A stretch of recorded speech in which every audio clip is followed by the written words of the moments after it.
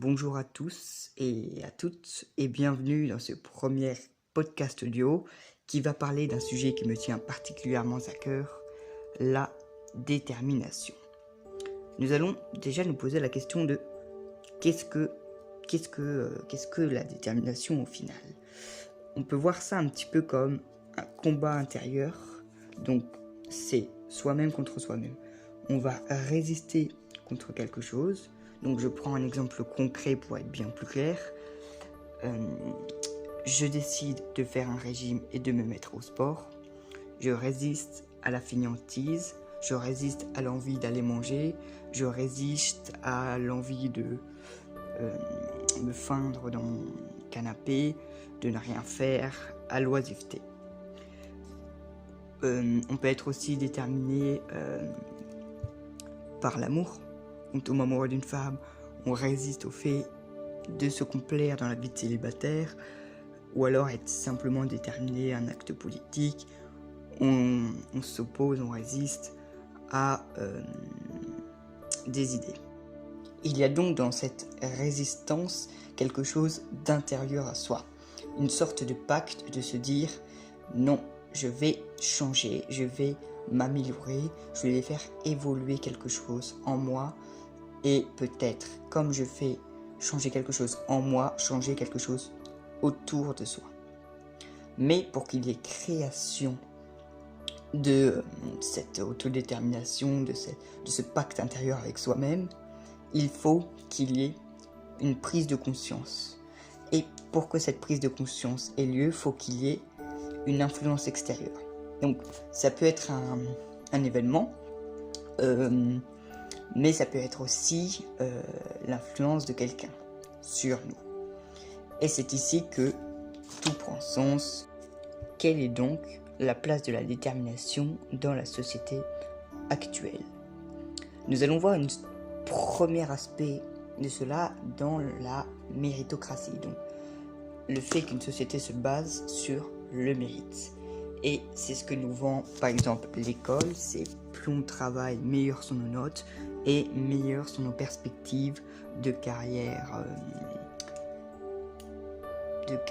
professionnelle et autres.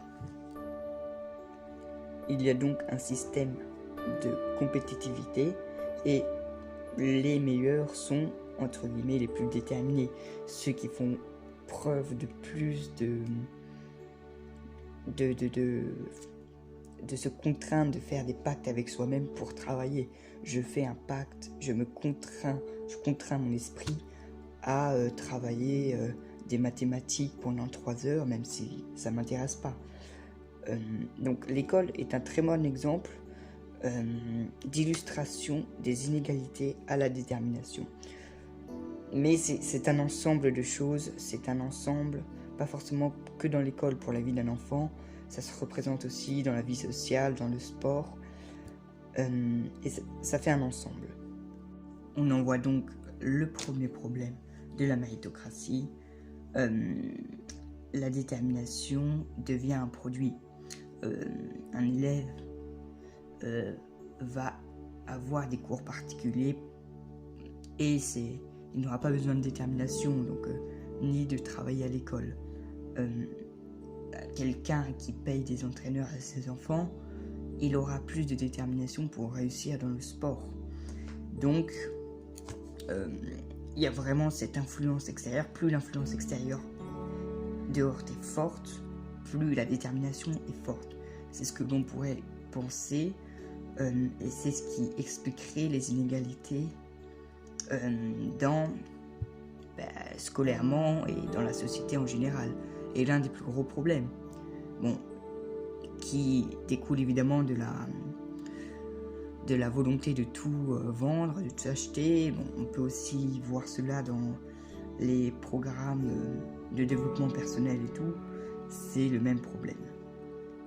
Pour déconstruire ce mythe du self-made man, j'ai donc pris une citation de Arnold Schwarzenegger qui explique figure de l'américain petit autrichien pauvre miséreux qui arrive aux États-Unis, qui réussit à Hollywood par sa force, par son travail, et il explique justement cela.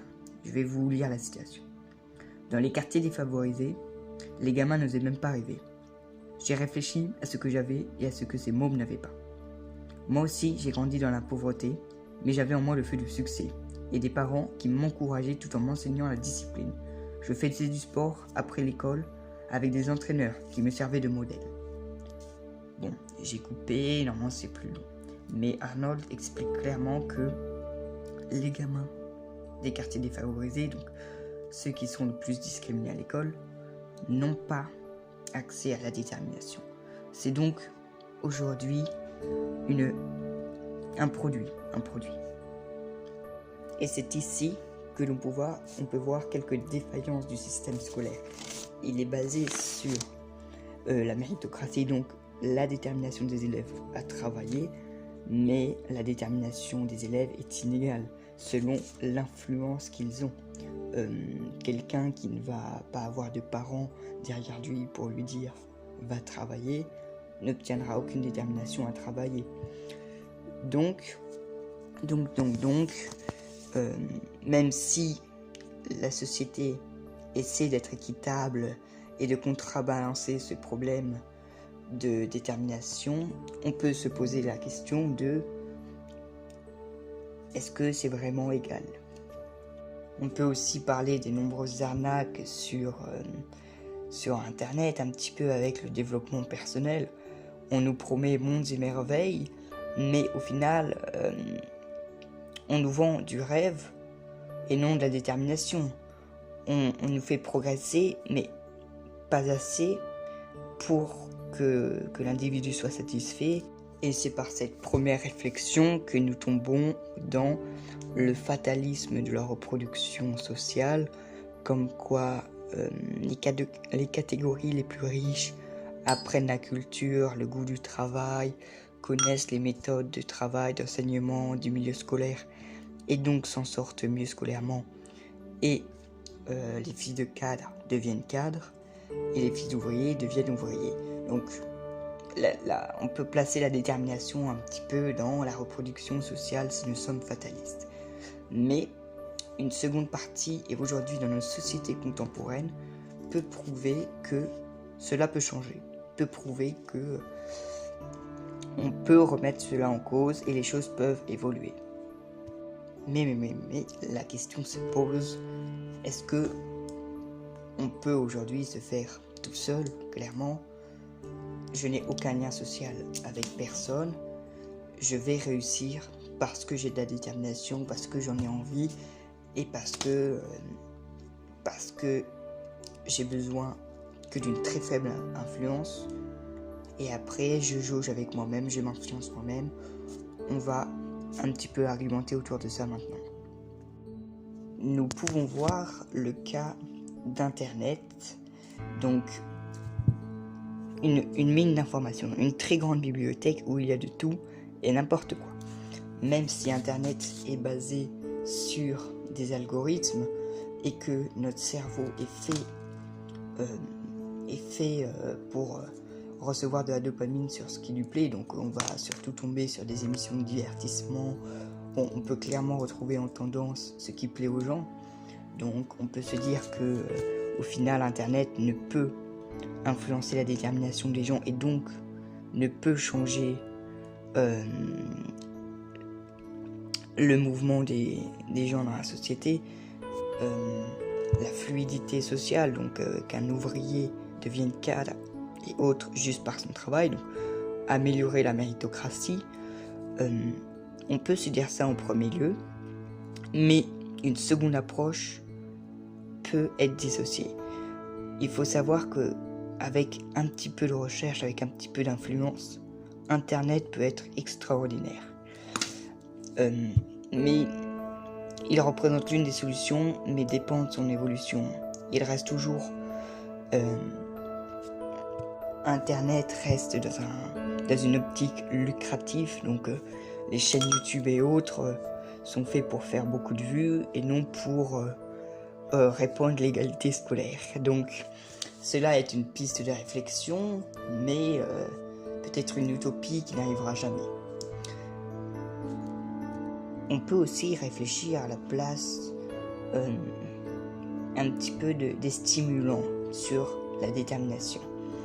Par exemple, ne parlons pas de la drogue dure ou même des stimulants tels que le café qui dope, enfin on peut en parler, mais on peut parler aussi par exemple de la musique. Une influence très forte, accessible à tous, divertissant et qui peut influencer un individu positivement ou négativement. Une musique entraînante avec des paroles fortes peut soulever un individu et le pousser à avancer dans sa vie. On peut donc voir un autre aspect d'Internet qui pousse les individus à réussir par eux-mêmes. Maintenant que nous avons pu voir un petit peu les problèmes que la détermination peut avoir dans le système méritocratique, mais que les individus peuvent avoir un petit peu de détermination pour s'en sortir dans la compétition de la vie, un petit peu être le meilleur pour avoir une bonne situation et pouvoir se reproduire, on peut réfléchir un petit peu à a-t-on besoin réellement de détermination? Est-ce que détermination égale la réussite, égale stabilité psychologique, stabilité dans la vie? Et c'est par cet aspect qu'on peut voir ces défaillances. C'est-à-dire que la détermination au final n'est-elle pas une envie simplement d'être plus fort? Mais dans l'évolution de la vie, les espèces ne deviennent pas toujours plus grandes, toujours plus fortes. Les espèces peuvent aussi évoluer en se rapetissant et en mangeant moins pour utiliser moins d'énergie. Et c'est ici que la question est intéressante. Si on est toujours déterminé, on peut faire de nombreuses erreurs, ne plus réellement réfléchir et s'enfoncer dans une erreur et continuer. On peut voir un peu cet exemple dans une entreprise. Un individu aura statistiquement et selon une étude plus de chances de continuer à investir dans un projet qui n'est pas rentable et qui a peu de chances de réussir, alors qu'il pourrait redémarrer un projet. Donc là, on peut se dire la détermination est mauvaise. Ou alors, par exemple, on peut être déterminé à avoir à développer son corps et son physique, à chercher les plus beaux habits et tout, mais à ne pas au final trouver le bonheur.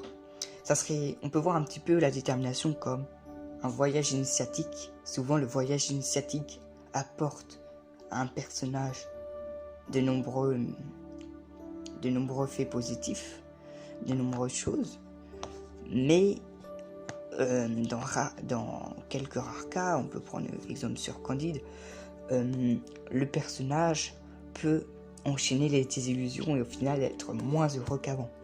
Donc, est-ce que faut-il réellement sortir de sa zone de confort grâce à la détermination? Est-ce qu'au final la détermination ne nous fait pas prendre des risques inutiles? C'est un petit peu la question que l'on peut se poser aujourd'hui.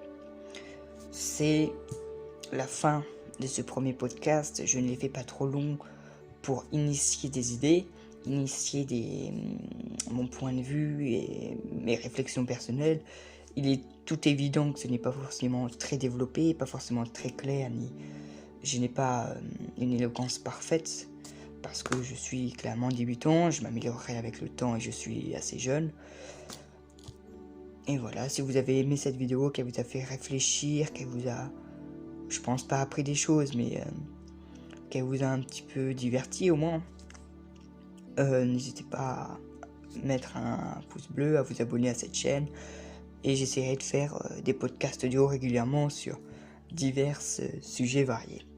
Je vous dis au revoir et merci pour votre écoute.